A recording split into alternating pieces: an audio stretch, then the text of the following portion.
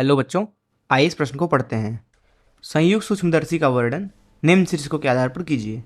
प्रतिबिंब बनाने का नामांकित रेखाचित्र।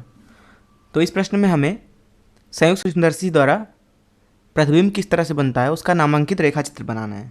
आइए इस प्रश्न की मुख्य धारणा की चर्चा करें। मान लेते हैं हमारे पास में एक उत्तल लेंस कुछ इस तरीके से है। उसका मुख्य अक्ष ये है, उसका फोकस कुछ बना लेते हैं इस तरीके से, तथा इसका द्वितीयक फोकस इस तरीके से यहाँ पे। मान लीजिए एक वस्तु अगर इस वस्तु के फोकस दूरी से दूर रखा हुआ है, फोकस दूरी से दूर कहीं पे भी रखा हो सकता है, मान लीजिए v दूरी पे रखा हुआ है, ऐसी स्थिति में जो इस वस्तु का प्रतिबिंब बनता है वह लेंस की दूसरी तरफ फोकस दूरी से आगे बनता है। बस हमें यहाँ ये समझना है कि अगर लेंस के फोकस दूरी के दूर कोई वस्तु रखा हुआ है तो उसका प्रतिबिंब फोकस दूरी के आगे कहीं पे बनता है। वो बड़ा भी बन सकता है, वो छोटा भी बन सकता है। इस बात पे निर्भर करता है कि वो 2f और f के बीच है या फिर 2f के दूर रखा हुआ है। मान लीजिए हमारे पास में यही लेंस है, ये इसका मुख्य अक्ष हो गया। फोकस दूरियां बना लेते हैं। मैं आपसे बोलूं कि वस्तु को हम लोगों ने लेंस और फोकस दूरी के बीच में रख दिया है, तो ऐसी स्थिति में जो इस वस्तु का प्रतिबिंब बनता है वह लेंस की तरफ ही बनता है, वह वस्तु की तरफ ही बनता है। लेकिन इस बार वस्तु का प्रतिबिंब हमेशा ही वस्तु से बड़ा बनता है तथा वह आभासी होता है। वही यहाँ पे यह प्रतिबिंब वास्तविक होता है। यहाँ पे इस वस्तु का प्रतिबिंब पीछे कहीं बनेगा। मान लेते हैं कुछ इस तरीके से बन रहा है। अगर वस्तु को ए बी नाम दे दिया तो प्रतिबिंब को ए डैश बी डैश नाम दे देते हैं, और प्रतिबिंब जो है वो वस्तु से हमेशा ही बड़ा बनेगा, और यह प्रतिबिंब आपका आभासी होता है।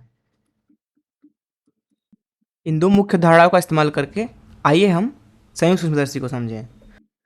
तो संयुक्त सूक्ष्मदर्शी में दो लेंस इस्तेमाल किए जाते हैं।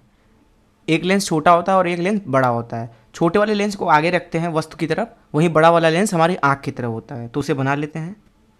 तो ये मान लेते हैं छोटा वाला लेंस है जिसको हम वस्तु की तरफ रखेंगे। वहीं एक बड़ा लेंस होता है,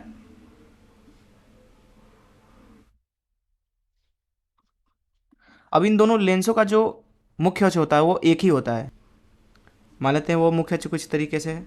इधर हम एक वस्तु को रखते हैं और इधर से हम देखते हैं। इस वजह से इस वाले लेंस को बोलते हैं नेत्रिका लेंस, क्योंकि ये आंखों के पास होती है। वहीं ये वाली लेंस जो कि वस्तु के पास होती है, इसलिए इसे बोलते हैं अभिदृश्यक लेंस।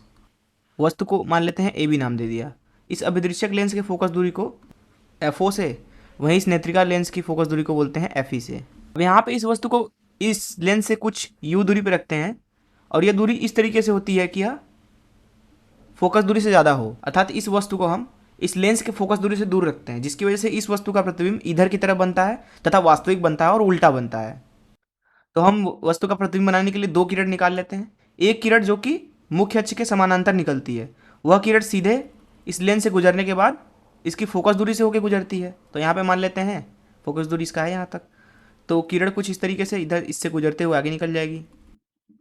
वही जो दूसरी किरण होती है, मान लेते हैं कि वह प्रकाशीय केंद्र से गुजरती है, तो प्रकाशीय केंद्र से गुजरने वाली किरण बिना ही विचलित हुए आगे बढ़ जाती है। अब ये दोनों किरणें जहाँ पे मिलेंगी वहाँ पे इस वस्तु का प्रतिबिंब बन जाएगा। तो मान लेते हैं यहाँ पे इसका प्रतिबिंब बना है, तो वस्तु का प्रतिबिंब वास्तविक बनेगा, उल्टा बनेगा। इसको नाम दे देते हैं ए डैश बी डैश। अब इस अभिदृश्यक लेंस और इस नेत्रिका लेंस के बीच की दूरी हम इस तरह से रखते हैं कि जो ये प्रतिबिंब बन रहा है ए डैश बी डैश, वह नेत्रिका लेंस के फोकस दूरी के अंदर बनता है। मान लेते हैं यहाँ पे इस नेत्रिका लेंस की फोकस दूरी है, तो इसे FE नाम दे देते हैं और इनको FO नाम दे देते हैं। तो जैसा कि मैंने आपको पहले ही बताया कि अगर वस्तु का प्रतिबिंब या फिर एक वस्तु ही किसी लेंस के फोकस दूरी के अंदर रखा हुआ है, ऐसी दशा में इसका प्रतिबिंब लेंस के इधर ही बनेगा तथा बड़ा बनेगा, और जिस दिशा में वस्तु है उसी दिशा में प्रतिबिंब भी बनेगा।